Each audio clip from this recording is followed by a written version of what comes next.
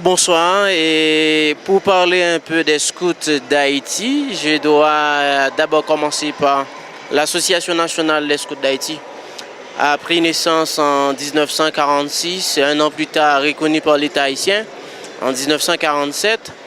De là étant, depuis cette année, on travaille avec les jeunes et les vieillards de génération en génération ont succédé le scoutisme en Haïti. Donc on travaille dans un premier temps avec les jeunes de 6 ans à 12 ans, c'est ce qu'on appelle la meute, les louveteaux.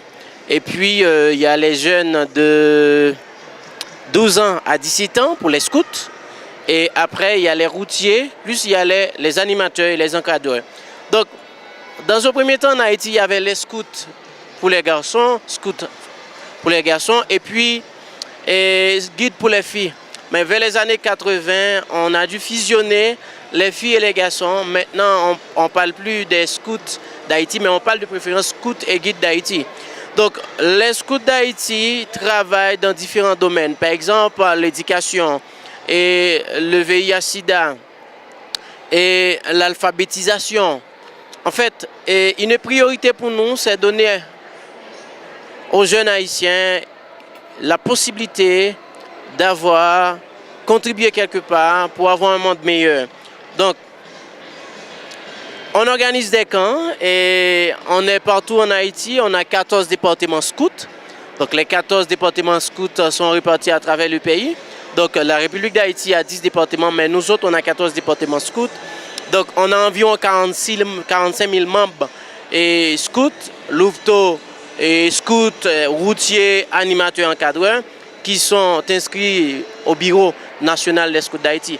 Donc il faut vous dire que après le séisme, les scouts d'Haïti, on était le premier dans les rues à aider les gens sous les décombres.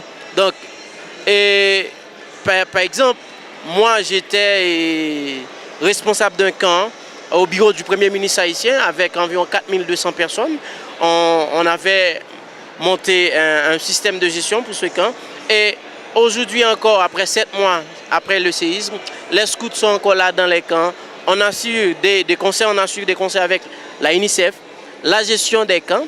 Et maintenant, on est en train de planifier, on a un projet qui finance par Bio Mondial, les scouts et guides de France, un projet sur 5 ans.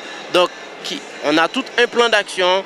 On va relancer parce qu'avec les scouts d'Haïti, on peut faire plein de choses pour Haïti. Et peut-être vous, au Mexique et dans les autres pays, vous n'avez pas vraiment assez de possibilités que nous, les scouts haïtiens, nous avons pour contribuer au développement de notre pays.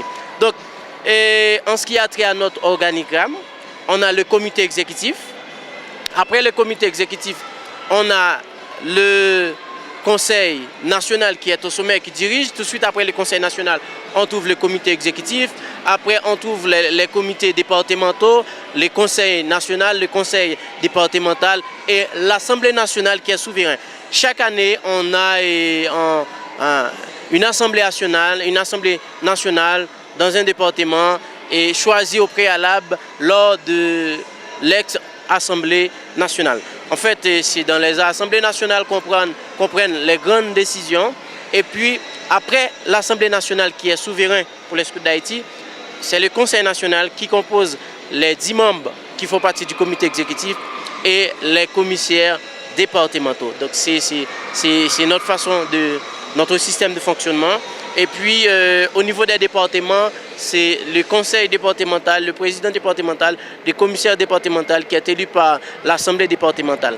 Donc, après le conseil départemental, on a le conseil de district qui compose les différents groupes qui font partie du district.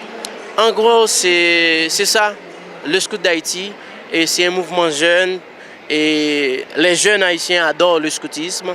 Donc, vous savez qu'on a des problèmes du point de vue politique, on a des problèmes économiques, on a beaucoup de problèmes en Haïti. Mais avec le scout d'Haïti, on peut en quelque sorte contribuer pour construire ensemble un monde meilleur.